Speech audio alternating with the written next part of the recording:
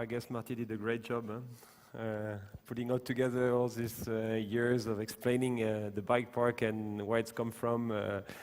Been a hard work. Looks easy like this, but been a big dedication from everyone here in Andorra. Like the Comu, the government, everyone went together and worked hard together, the hotels, the restaurants. Basically, it takes a handful of groups, you know, to make this happen.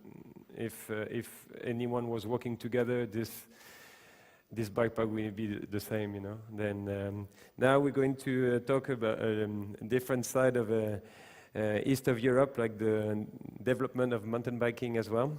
We're going to have Andrej going to join us and make his presentation, and he's going to explain us the whole story. Welcome, Andrej.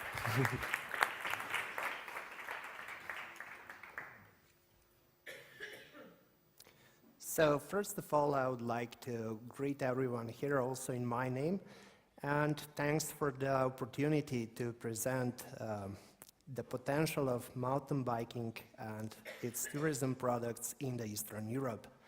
So I'm going to present you the challenges and opportunities for the development of mountain biking tourism products in the mountain regions of Eastern Europe. And in the second part of the presentation, I would show you the case of the development of mountain biking tourism in the bike park Pohorje located in Slovenia. So I guess that we have a bit of technical problems again because the presentation is based in Krazi, so I would ask you for a bit of patience if needed. So if we take a look at this picture, we can see how most of Eastern Europe ski resorts look like during the summer. Either they are closed or they do not manage to attract a lot of visitors.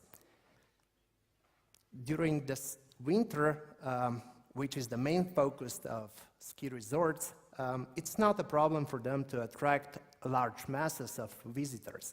The main reason is that actually there are not many activities that people can do outside during the winter, and furthermore, skiing is one of the most popular winter activities. However, during the summer, the situation is quite different.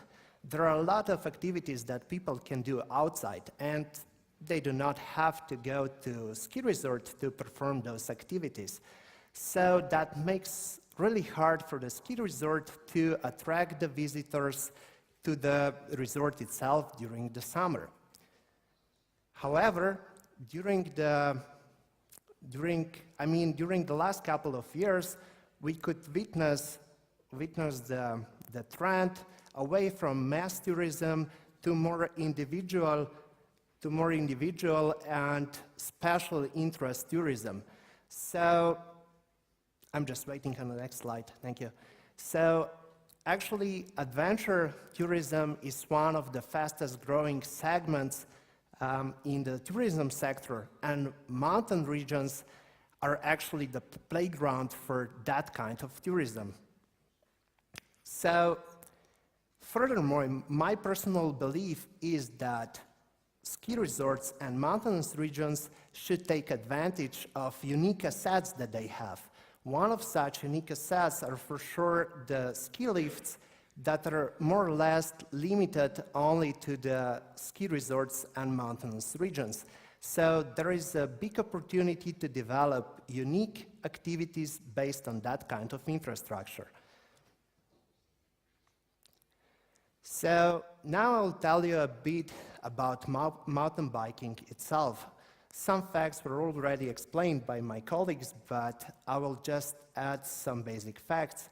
As I have already mentioned, adventure tourism products are one of the fastest growing, and mountain biking is actually one of the most popular adventure sports. So there is a big potential to take advantage of that sport. So furthermore, mountain biking has reached its critical mass around the world. And if we take a look at the map, we can see that there are around 50 million of mountain bikers in the United States. There are around 12 million of mountain bikers in the UK, 3.5 in Germany, about 1 million in Swiss and Austria combined, and 1 million in Italy. I didn't mention all the countries with mountain bikers, but you can believe me, there are a lot of mountain bikers around the world, and the number is rapidly increasing. So what are the main problems that prevent further development of mountain biking? One of the biggest problems is that mountain biking is still perceived extreme sport, and mountain bikers should, in the meaning of most people, look something like that. But the reality is quite different. Mountain bikers are not crazy kids who take drugs and do stupid things. Mountain bikers are, on average, as Mr. Raffel already said, more than 30 years old. They have above the average education and income. Furthermore, there's an increasing number of women participating in mountain biking, and consequently also the whole families. Another fact is that mountain biking has transformed from local recreational activity to strong tourism product and actually travel motivator. So, and mountain biking infrastructure, if built in the right manner, can be very cost effective and consequently also sustainable. So, if we want to understand the development of lift-accessed mountain bike parks, we have to look at the history of skiing. First of all, there were only Nordic skiing and ski walking, but with the development of lift infrastructure, ski resorts were born. Mountain biking is actually taking very similar path. First of all, there was only cross-country and all-mountain riding, but with the help of existing lift infrastructure, lift-accessed bike parks were born. Some people do not like to climb uphill because that takes a lot of effort, and with the help of lifts, actually the potential for, or the base potential of visitors is much bigger. So I would like to tell you a bit more about the successful implementations of mountain biking around the world. So first of all, let's take a look at Whistler, Canada. Whistler, Canada actually has the biggest bike park in the world, which is also most renowned and attracts a lot of visitors from all over the world. The bike park has around 150,000 visitors per season, and together with other mountain bikers that are in the valley, they generate more than $35 million US. The other case is located in the mecca of mountain biking, Scotland. Trail System 7 Stains actually manages to attract more than 400,000 visitors per season to the south of Scotland that generate more than 9 million British pounds to the local economy. And the last case is located in Eastern Europe, more exactly in the rural part of Czech Republic, where single track Podsmrkem is located. Single track has 80 kilometers of single trails that attract around 25,000 of visitors per summer season. So we have seen some successful implementations of mountain biking into the tourist destinations. So what are the opportunities of mountain biking for Eastern European mountain regions? First of all, as we could see, mountain bike can attract quite a lot of visitors to a certain destination. Apart from that, there's the proximity of strong mountain bike markets with a lot of mountain bikers, and at the same time, the number of domestic mountain bikers is increasing at a fast rate. So Eastern Europe is still perceived as an adventurous place, and mountain bikers are looking for unique and untouched places to ride their bikes. So in that manner, Eastern Europe has a big potential for the development of mountain biking. I made a quick analysis of existing bike parks and trail systems around the Eastern Europe. I managed to find around 40 such destinations.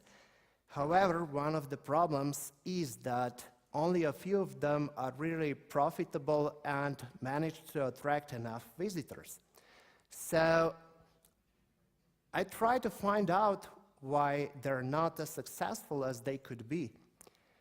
And for example, if we take a look at this picture, we can see that maybe for some, this would be a nice way to promote mountain bike destination. But the real mountain biker will see that the bike is quite old, that the whole setup is just not realistic.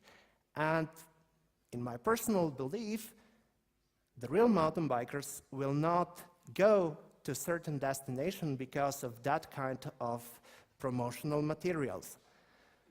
Furthermore, a lot of infrastructure in Eastern Europe and also in the other parts of the world was built by local riders. It's nothing wrong with that. However, local riders usually build trails that suit their skill levels and riding styles. So most of the trails are demanding and are not suitable for less experienced riders, which actually limits the base of potential visitors. You would hardly call that a tourist product. However, that kind of obstacles can be found among the bike parks around Eastern Europe. So the quality is just not appropriate for a real tourism product. And as you know, there is a lot of different offer and services during the winter. However, during the summer, most of those services are not available. So that makes the whole destination less attractive for visit of mountain bikers. And last but not least, actually mountain biking is still illegal in a lot of Eastern European countries, which makes the development of infrastructure hard. So the second part of presentation is dedicated to the case study of Ski Resort Maribor and mountain bike located there.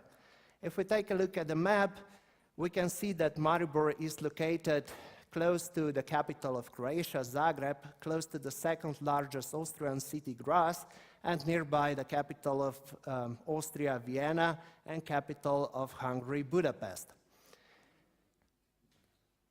So the ski resort is located on the outskirts of second largest Slovenian city, Maribor, and has around 40 kilometers of ski slopes that can be accessed by gondola.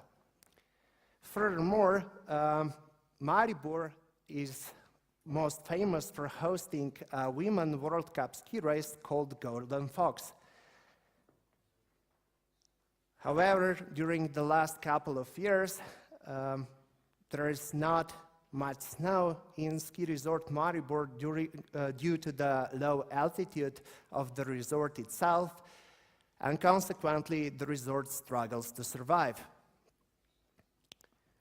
This is why the resort started to offer a lot of summer-based activities, including the bike park. Bike Park Pohorje is located between the ski slopes and can be accessed by the gondola. Furthermore, Bike Park Pohorje hosted a couple of World Cup downhill, cross-country and four-cross races. And Mr. Garcia, who is today with us, was a regular guest on those races. So I went through old collections and found a picture of him competing there.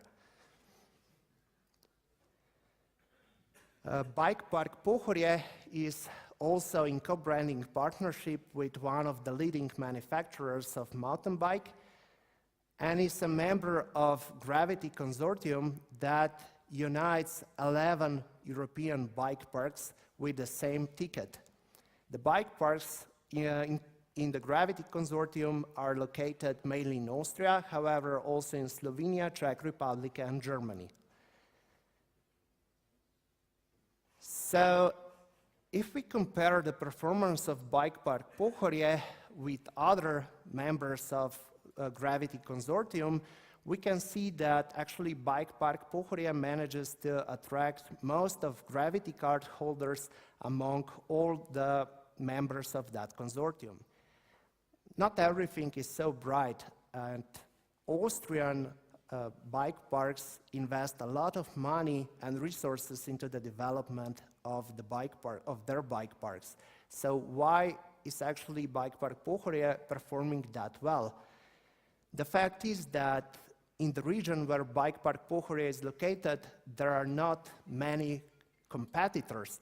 Furthermore, there are also large cities available in the nearby of Maribor. So this is actually a really good base of the visitors. So on the other hand, I made analysis of the drawbacks of the Bike Park Pohorje. One of the main limitations is for sure the limited number of trails available in the bike park itself. Furthermore, trails are oriented mostly to downhill and freeride, and the trails are not built in a sustainable manner. This is why they require a lot of daily maintenance. Again, the problem is because most of the trails are too demanding for beginners, and actually this is why the potential visitors are limited only to more experienced riders.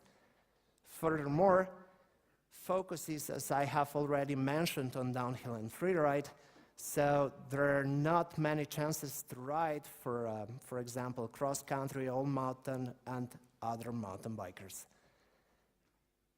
So the problem is also that most of the visitors are daily commuters and actually not tourists, because the rate of overnight stays is relatively low. Furthermore, most of the offer available during the winter is not available to the bike park guests. And for sure, there's not enough focus on women. And I have already explained that women are representing important part in the mountain bike community. Based on similar analysis, the resort developed a plan for expansion of their trail system. They have already started with the implementation and the construction of new trails. And at the same time, they still remained their focus on downhill and freeride mountain biking, because they have unique, quite steep terrain that enables the development of attractive, good downhill and freeride trails. However, at the same time, they have also started to develop trails that suit other riding disciplines and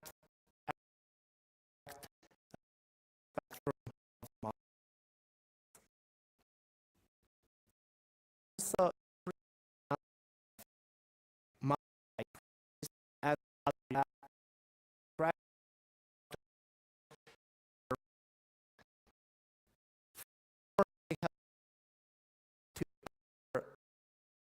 that includes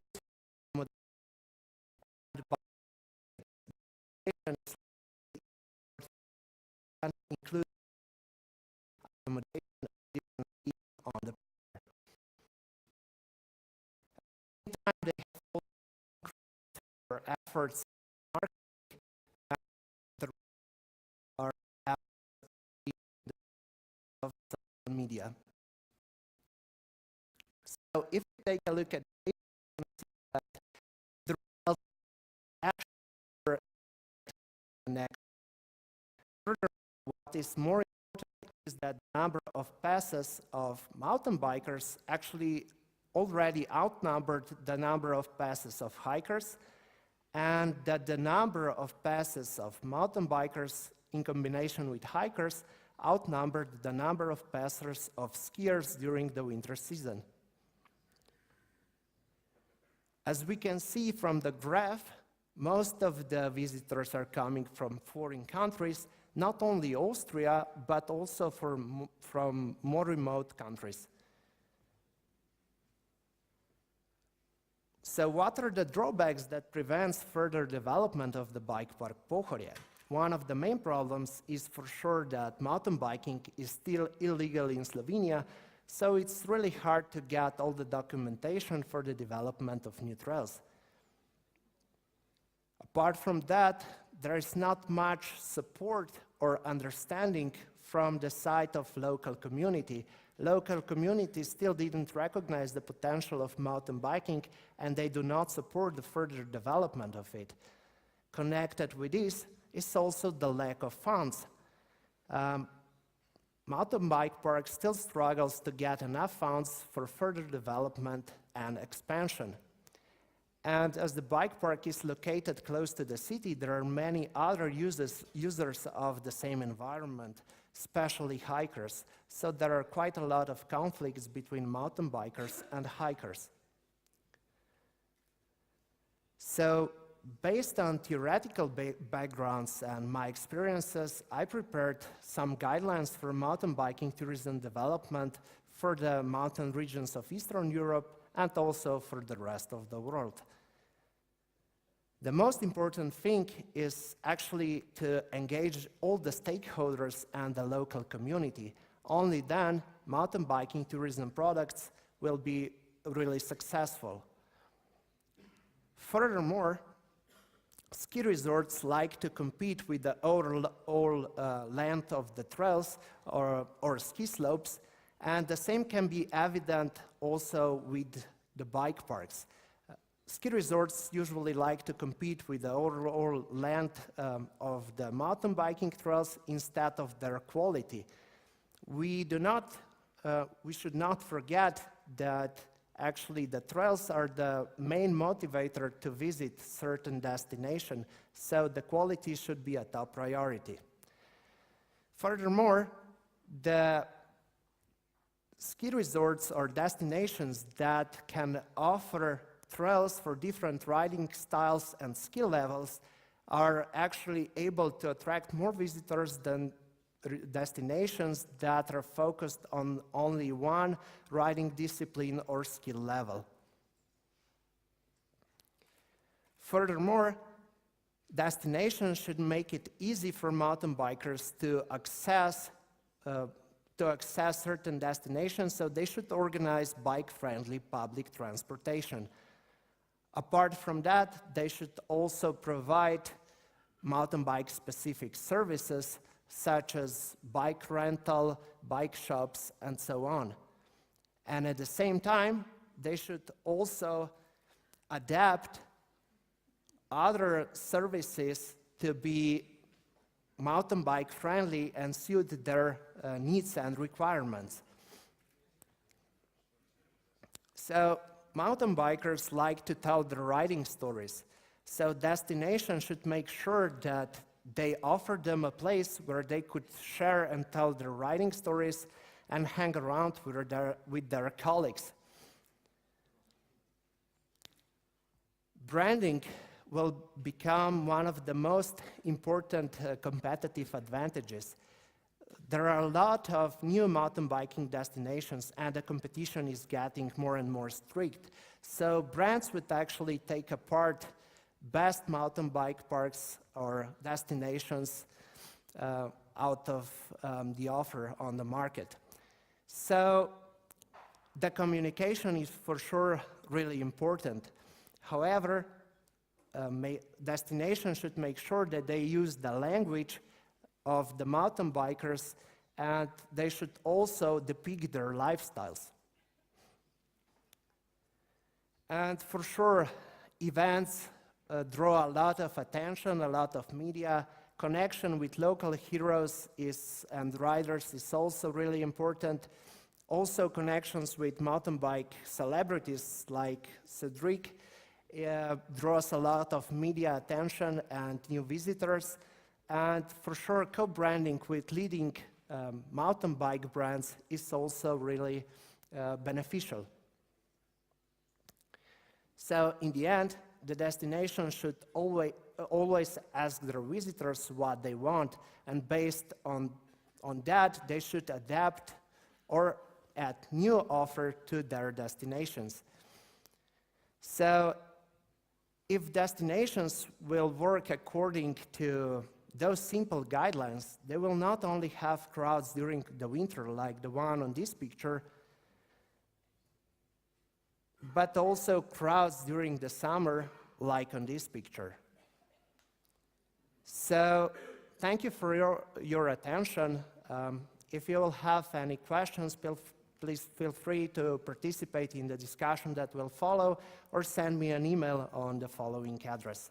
Thank you. Well, thank you, Andres. Well, I think we got the two great presentations, and now feel free if you have any questions to Andreas or Marty about everything they've been talking about, and it will be a pleasure for them to answer the questions. And if you have any other questions for me as a bike rider, I'm available as well. No questions? No? I have a question. I have a question for Andreas and Marty. What do you think the future will bring mountain biking? You've been talking about trail riding, downhill, but as well now we can see enduro riding. We can see on the two slideshow you guys been doing,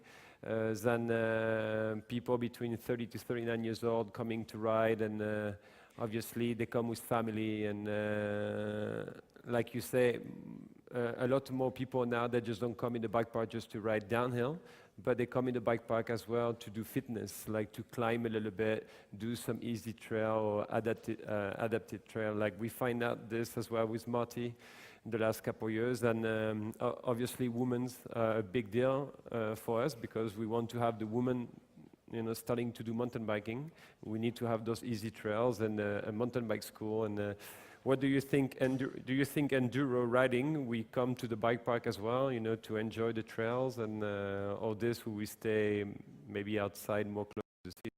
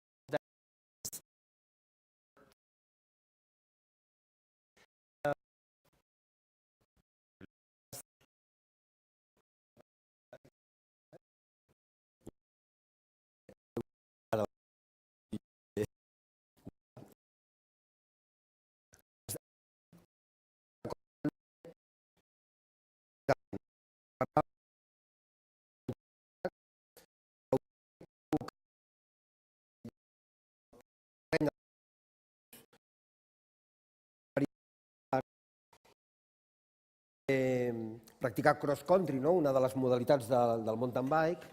No gaire lluny d'Andorra hi ha terrenys, territoris que poden ser destinacions de bicicleta de muntanya específiques per aquesta disciplina. El Berguedà, sense anar gaire lluny, la Garrotxa, són zones que per fer cross-country són molt adequades, no? El perfil de les nostres muntanyes, repeteixo, doncs sí, et permet fer circuits de cross-country de competició de molt nivell, sempre han estat molt ben valorats a les curses, però per una pràctica universalitzada, no? que pugui acollir famílies, gent no tan preparada físicament, potser doncs, seria una mica massa dur aquí que les muntanyes doncs, o puges molt o baixes. Figures on women practicing of mountain biking, and if you are developing some specific package or things to attract or promotion to attract women in mountain biking destination. Thank you. Should I answer? Okay, as I show in one of my slides, about 4% is women and 96 is men today. When we say special products, it's not forcefully, we have done special products like bike and treatments, wellness treatments, beauty treatments, why not? But it's also a matter of making the tracks not as demanding, you said it, when, especially ladies, they don't want to be bleeding and get hurt, you know, it's not nice, you know, so yeah, it's true. So it's very important, not only for women, also for kids and for beginners. We could talk about beginners, let's say beginners, okay, not women, men. It's very important to offer green tracks, real easy tracks, those tracks where you don't even have to brake. You just make one pedaling and then you go easy, just for a turn, so there's no risk, and the sensations from the very first moment are great, because you enjoy your time since the very beginning. And this is probably one of the key points to make the business bigger and to get all these women on board. Hello. I want to add something as well. Like you say, obviously, we need women in this sport, because, I mean, everyone would be happy, because all my friends, all the women are just tired. They want to try as well. But obviously, when you get scared once because maybe the trail is not adapted, or because after one trail, it doesn't matter if it's green or blue, still physically demanding. Like we try, we're making the slope really smooth, but we need to take care. It's maintenance, and obviously as well, if you do nothing or during all winter and all of a sudden you go to the park, obviously your hands is going to hurt. Even if you have protection, it's not because you have protection you crash, nothing is going to happen. It's a sport.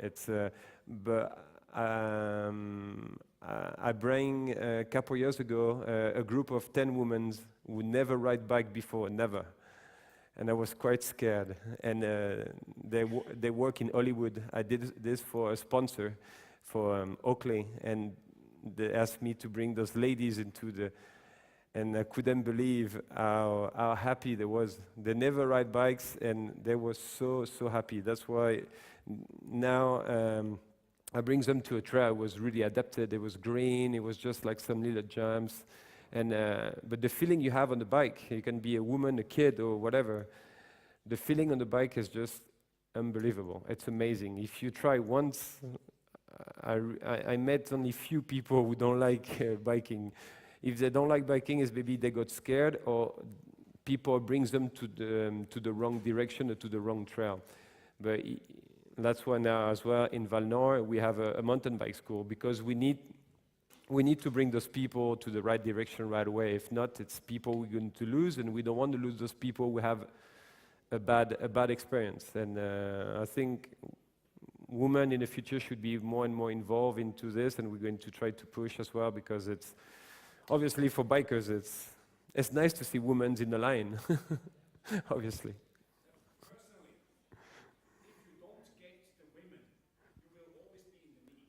My question is it, and you are enthusiastic, fantastic.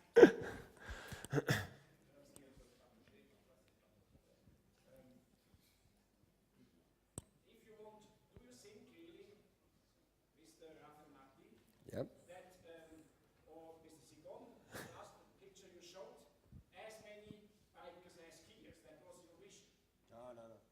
Or did I wrongly understand? No. The problem is, can we get out recycling out of the niche? You are a little lazy. Well, the question is, we have many niches in mountain tourism. Will mountain biking can it get out of the niche? Well, if my hypothesis assumption is, if you don't get the ladies, you cannot go out of the niche. You will stay an important niche, and it's very good. It's complementary to hiking and other things. Or will it be more? Your enthusiasm shows me, that's very positive, that maybe you think it will be more. I'm a biker, but I see that, for instance, racing on the roads is going down. And all the sports disciplines have life cycles. But it's possible, that's the question, is since we speak about mountain bikes, as the name say, you need the vertical drop, you need the speed and all this, maybe. Well, this is the question. What should I say tomorrow when I do the conclusions? Are we on the way that we can get out of the niche so that we can again have mass tourism in the mountains because we have so many mountain bikers? Okay. That was a little Yeah, Mr. Keller, easy, from my point of view, easy to answer.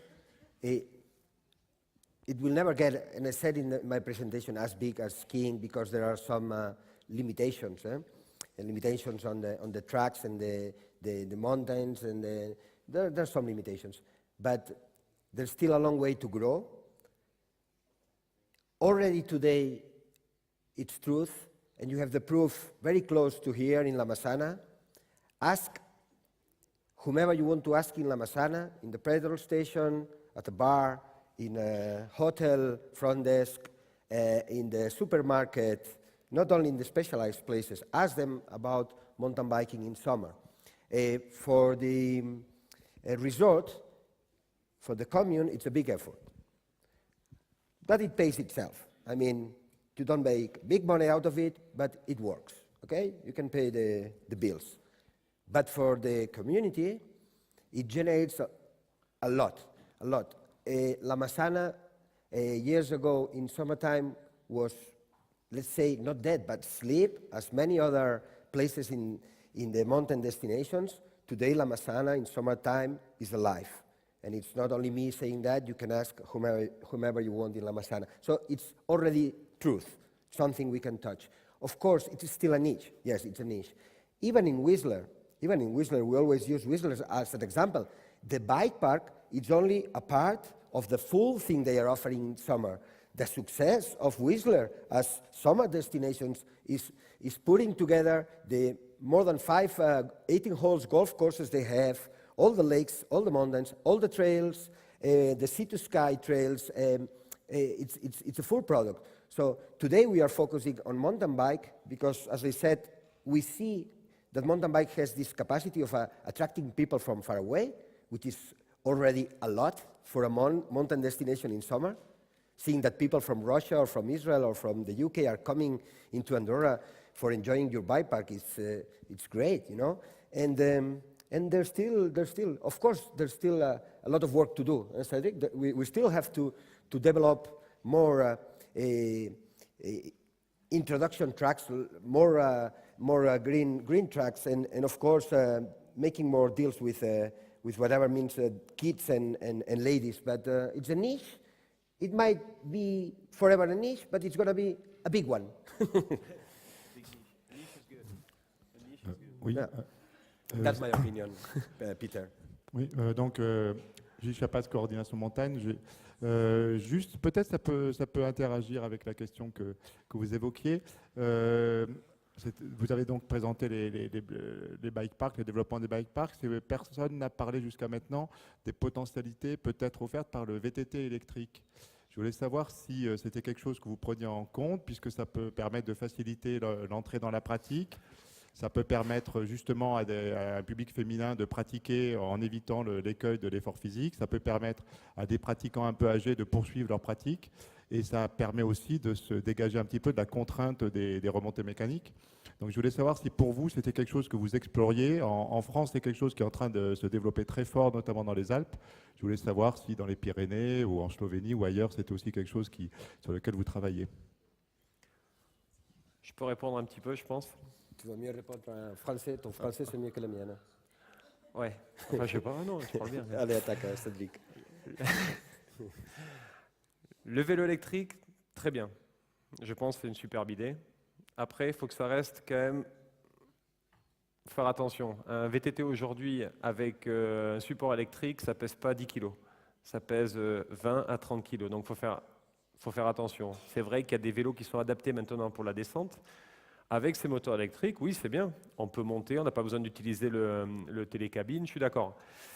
Mais il faut faire attention, ça peut engendrer aussi pas mal d'accidents parce que c'est des vélos encore, on ne sait pas où c'est que ça va. Ça fait 25 à 30 kg comme je disais. Un vélo qui fait 20 ou 30 kg dans une pente comme ça ou dans un chemin un peu, qu'on soit une fille ou Goliath, il peut arriver des choses. Après, on n'est pas à l'abri aussi de se retrouver en panne. Par exemple, l'autonomie d'un vélo, je crois que c'est 1 heure, 1 heure et demie. On peut se retrouver, par exemple, en haut de la montagne de Pal. Et moi, je la fais en vélo pour m'entraîner. Je n'aimerais pas tomber en panne avec un vélo de 30 kg. Oui, je pense que c'est bien. Ça va ouvrir un marché. Je pense plus pour les commutes, pour aller, par exemple, de la Massana à Ordino, d'Ordino à aller en ville même. Je pense que si on développe la voirie pour, nous, on l'a développée à la Massana, et c'est vrai que ça a été quelque chose de formidable pour avoir les gens qui aiment bien traîner un petit peu en ville. On reste quand même dans la montagne, c'est quand même les montagnes des Pyrénées, c'est quand même assez raide. Et c'est vrai que ça fait 2 ans ou 3 ans, je crois, maintenant, on a un carril vraiment adapté pour le vélo. Et c'est vrai que c'est agréable. Je pense que ces vélos électriques-là, ils seraient vraiment bienvenus dans ces endroits-là, ou autrement aussi sur la route pour aller à Arcalis, le chemin de fer. C'est une route qui est un peu plus adaptée pour faire plus du VTT et du trail. Je pense que ces vélos sont plus adaptés pour faire ces choses-là. Après, attaquer un peu plus dans le raid et dans le bike park, je pense que c'est un peu chaud encore. Mais l'idée du vélo électrique est très bonne. Hein. Ça permet à une personne qui n'a pas forcément le bagage technique, pas le bagage technique, mais le bagage physique, de dire « Ah ben moi aujourd'hui, j'ai pu aller faire 20 km ou 30 km avec mon vélo ». Et ça, c'est vrai que c'est bien. Ça permet à des gens qui n'ont peut-être pas trop fait de sport dans leur vie je pense qu'il y a quand même un bon point positif, et je pense que si aujourd'hui les gens dans le domaine du vélo s'y penchent dessus, c'est qu'il y a un réel engouement, et je pense que c'est bien. Mi nombre es Mohamed Ismail, de la Autoridad Egipcia de Turismo. Mi pregunta al señor Martín Rafael. Al lado de las actividades deportivas relacionadas del turismo de aventura en Andorra, hay también lugares monumentales y históricos declarados Patrimonio de la Humanidad. Y mi pregunta es, ¿cuáles son las herramientas promocionales utilizadas para atraer más turistas a estos lugares históricos que están en la montaña? Y si sigue estos lugares atrae a muchas personas, a mucha gente o no. Gracias.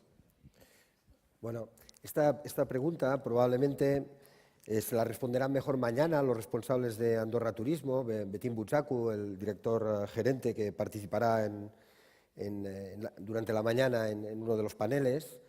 Pero bueno, en cualquier caso, el esfuerzo que está haciendo el país en general, ¿no? Hoy hemos tocado, como decía el profesor Keller, pues un nicho que es el de la bicicleta de montaña, en nuestro caso enfocado a Bainor Bike Park La Massana, pero lo cierto es que al final el éxito lo vamos a conseguir poniendo en valor todos los atractivos del país, y es cierto, como usted comenta, que la herencia que hay cultural, así como los paisajes, mencionado de prisa y corriendo, los espacios naturales, ¿no? Tenemos la Vall del Madriu, que está dentro de la, ¿cómo se llama? De la UNESCO, ¿no? Como patrimonio de la humanidad, ¿no? Como patrimonio de la humanidad, es decir, realmente los atractivos son importantes. También el wellness es muy importante en Andorra. Es el conjunto de la oferta que hace que Andorra sea muy atractiva, ¿no? A partir de ahí, pues, es también una cuestión de poner empeño y, sobre todo, recursos para promocionar el país de una manera inteligente en esos mercados donde podemos captar clientes. Pero es cierto que la cultura es uno de los pilares de la promoción turística de Andorra, o del producto que se ofrece de Andorra en verano.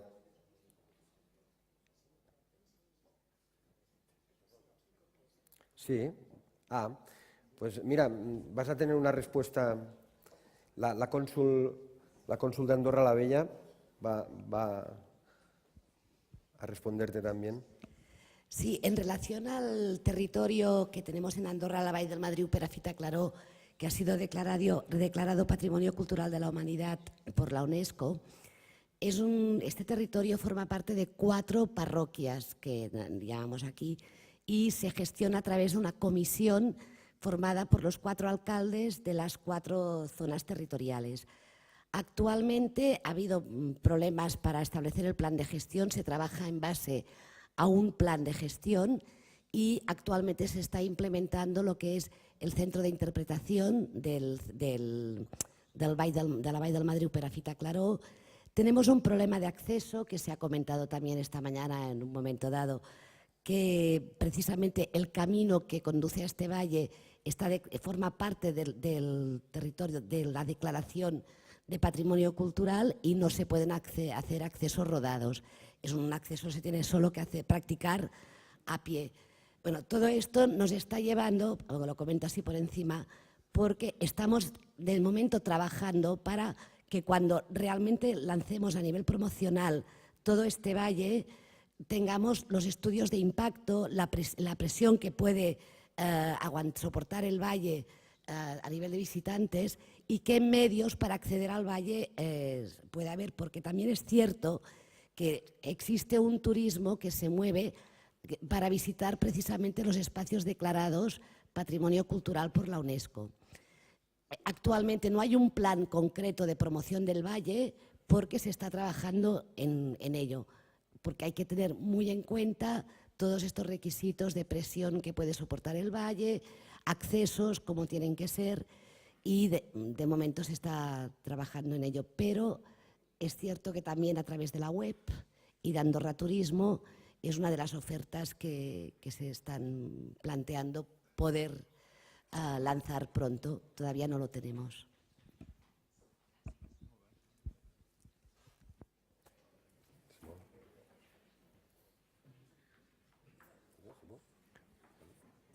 Other questions, or we good?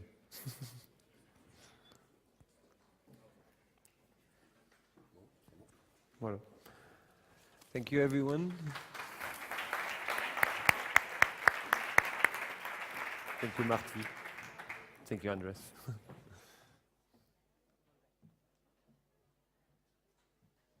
Bé, doncs fins aquí aquestes sessions de treball d'avui. Els recordem que a partir de les 9 hi haurà el